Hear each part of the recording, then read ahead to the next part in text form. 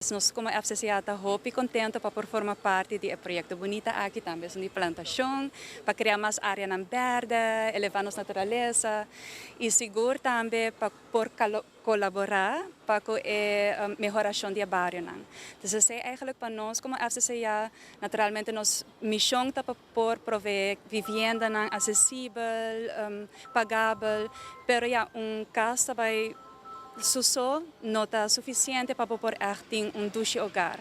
Dus nós está echt enfocado para dois pilares estratégicos agora que nós está colaborando também com o governo, de maneira que a empresa mencionou.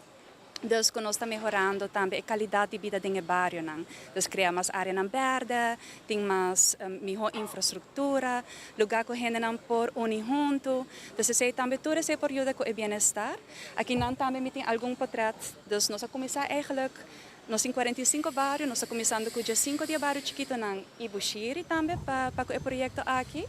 E que não por mira, eigenlijk algum portrait de buurthuis que nós estamos trabalhando, speeltuin. Dus que não tem algum snapshot chiquito de todo o projeto com esta queda.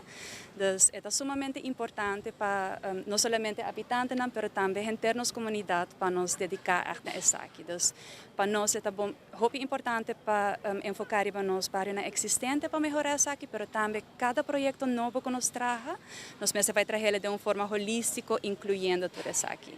Maneira que o ministro-presidente avisa acaba a mim representante de área aqui minha cresce na Sequinan e para mim de suma importância para mira e gente não está continuar de crescer aqui na para por viva de uma vida digno para viver de uma vida digna para mestre tem boa área na recreativa para mestre por mover para mestre por compartilhar com a comunidade para mestre por ter área que você bisa você orgulhoso de não somente viver dentro mas cuida manter e seguir em bom caminho de compartilhar com a gente. Então, a nós, me muito contente de mirar que o FCCA, em conjunto com o governo, está trabalhando para a melhoração do bairro, que normalmente nós sentimos que queda atrás, que está guardando lubida.